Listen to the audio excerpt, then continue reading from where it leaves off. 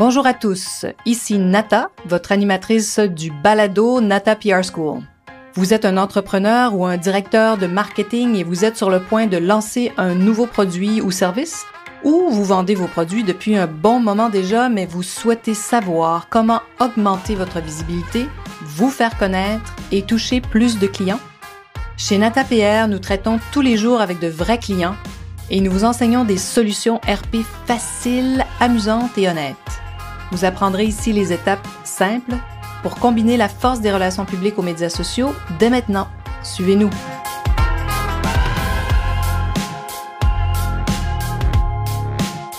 Bonjour et bienvenue à ce 44e épisode du balado du podcast Nata PR School. La loi des RP et du marketing, la règle numéro 6, la loi de l'effet composé. C'est une règle qui s'inscrit, mais au cœur de notre profession des relations publiques et qui me passionne. Elle est aussi vraie en marketing, bien sûr, mais elle se pratique un peu différemment. Alors, on connaît bien sûr l'effet composé sur nos placements et nos économies. Cette loi est aussi très puissante en communication. Comment la mettre en œuvre? Je vous donne un exemple tout de suite pour que vous puissiez mieux comprendre comment on travaille cette loi. Alors, un client nous a un jour confié le mandat de faire connaître les avantages des fenêtres en PVC. Le PVC peut sembler une matière un peu passée date, vieille, pas intéressante. Pourtant, elle peut être très intéressante. Ça peut sembler peu attirant peut-être. Alors donc, on a décidé de travailler sur 3 axes. On a proposé à notre client le premier qui était, saviez-vous que les fenêtres en PVC sont vertes?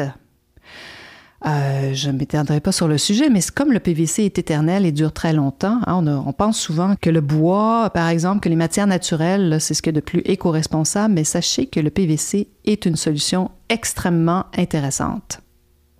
Donc, notre premier axe, saviez-vous que les fenêtres en PVC sont vertes? Deuxième axe, les fenêtres en PVC, un choix créatif et tendance. Parce qu'on l'ignore parfois, on peut vraiment faire des formats de fenêtres, mais vraiment très créatifs avec le PVC. Les limites sont beaucoup plus éloignées qu'avec le bois même. Alors, donc, il y a ça qui est très intéressant. Donc, l'axe premier était les fenêtres en PVC sont vertes, le saviez-vous? Deuxième axe, les fenêtres en PVC, un choix créatif et tendance. Et notre troisième axe, les fenêtres en PVC recommandées par les experts. Vous voyez un peu? Donc, 3 axes complètement différents qui nous amenaient à raconter des histoires aussi sur chacun de ces axes-là. On pouvait avoir 2 ou 3 communiqués sur chaque axe.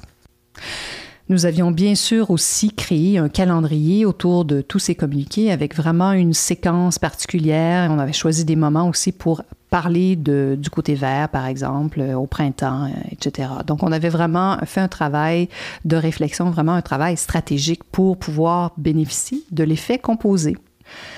Il faut savoir que lorsque vous envoyez votre communiqué, je le dis souvent, il n'y a personne qui l'attend de l'autre côté. Il n'y a pas un média qui l'attend, il n'y a pas un influenceur qui attend votre information. Il est tout à fait possible que des journalistes soient intéressés par votre premier communiqué même, mais qui réagissent uniquement au 3e envoi. Pourquoi? Parce que, ils ont parfois sur la table d'autres histoires, d'autres dossiers. Vous pouvez avoir une chance inouïe, avoir un timing fou. C'est sûr que, quand on suit les tendances, parfois, on peut tomber et envoyer de l'information à un moment qui est vraiment très recherché. Donc, votre histoire peut tout à coup s'inscrire dans ce qu'un média recherche, mais c'est pas toujours comme ça. Alors, rien de plus efficace pour un sujet tel que le PVC qu'une communication sur plusieurs axes pour bénéficier de cet effet composé, de cette loi numéro 6. J'aime souvent demander d'ailleurs à mes amis ou à des gens que je connais s'ils ont entendu parler de certains des clients avec qui on travaille. Si la réponse est oui, je leur demande où avez-vous entendu parler? Où avez-vous lu? Comment connaissez-vous cette marque? Pourquoi vous la connaissez? Si leur réponse est oui, je connais, mais il me semble avoir vu ça quelque part, avoir lu sur le sujet, j'en ai entendu parler, mais je ne pourrais pas être certaine. Peut-être à la radio, peut-être à la télé, j'ai vu ça dans un magazine, sur un blog. Voilà. alors vous savez que l'effet composé fonctionne. On est bombardé d'informations. C'est fou en ce moment, tout le contenu que les humains créent à travers toutes les plateformes. Donc, quand vous avez une personne, un ami qui vous dit « Oui, j'ai entendu parler de cette marque-là » et qui ne peuvent pas identifier où, vous savez que vous avez bénéficié de l'effet composé. Il y a un réel équilibre à trouver entre comment faire parler d'une marque, de ses créateurs, de ses nouveautés, juste assez avec une fréquence qui fait en sorte que la marque entre dans l'esprit des gens. Il n'y a rien de mieux qu'une répétition intelligente avec des informations pertinentes pour mettre en œuvre la loi de l'effet composé. C'est ce que j'adore faire. D'ailleurs, moi, je trouve ça tellement intéressant de travailler sur des stratégies de qu'est-ce qu'on va choisir de communiquer et quand. En marketing, donc, comme je vous disais, cette loi ça s'applique bien sûr, mais elle est un peu différente souvent parce qu'il va y avoir en jeu de la publicité payée.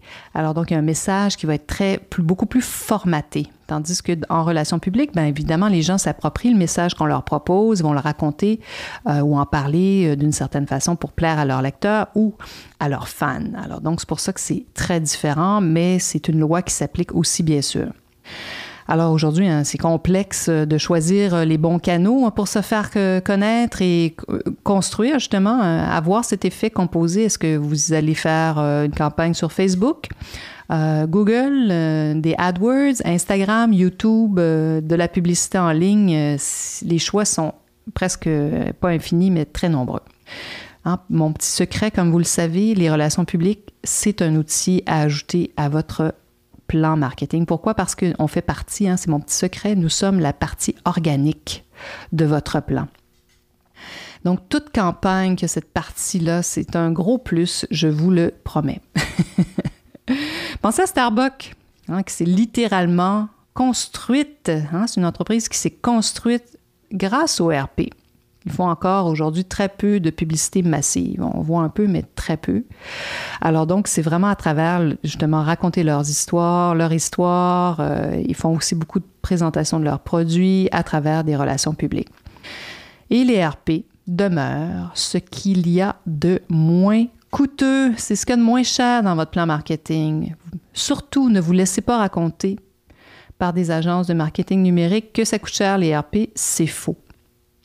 Laissez-vous pas dire non plus qu'il y a moins en moins de médias traditionnels, donc les RP, c'est vieux jeu, ça sert à rien, c'est pas assez date.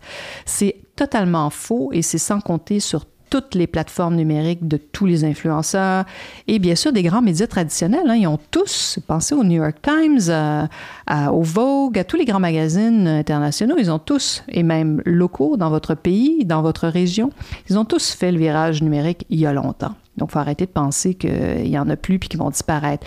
Mais je peux comprendre qu'on pense ça parce qu'on entend tellement de choses aux nouvelles, on entend parler de leurs difficultés financières, etc., parce que la publicité est maintenant beaucoup dirigée sur le web.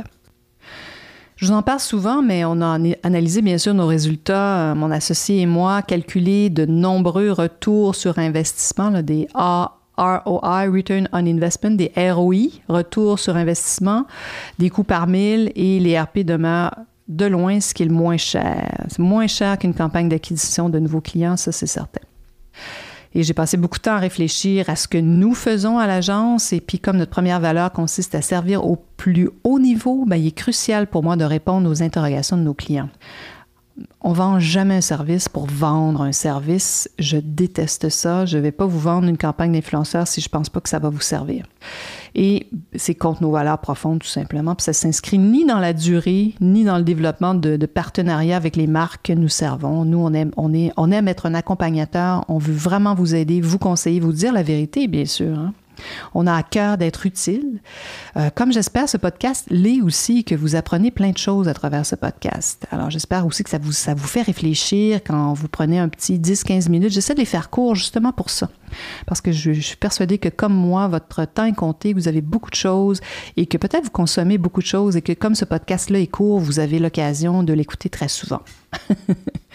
Alors, vous avez envie d'échanger puis de pousser plus loin cette réflexion sur l'effet composé, la 6e loi dont on parle aujourd'hui, une loi de relations publiques et de marketing. Bien, n'hésitez pas à vous inscrire à une consultation gratuite. Ça me fait toujours plaisir de discuter avec vous et d'apprendre à vous connaître. J'admire les entreprises, les entrepreneurs, les personnes aussi qui démarrent une entreprise toute seule. Je trouve ça absolument formidable. Alors, n'hésitez pas et ça va me faire plaisir de répondre à toutes vos questions. Alors voilà, j'espère que vous serez des nôtres la semaine prochaine. Vous êtes curieux et souhaitez en savoir plus sur comment implanter des stratégies de relations publiques? Rendez-vous sur natapierre.com et inscrivez-vous sur notre liste. Vous recevrez le modèle NataPR pour créer une campagne RP réussie. Et si vous souhaitez devenir client, contactez-nous à nata@natapierre.com. Nous attendons vos commentaires. À la semaine prochaine!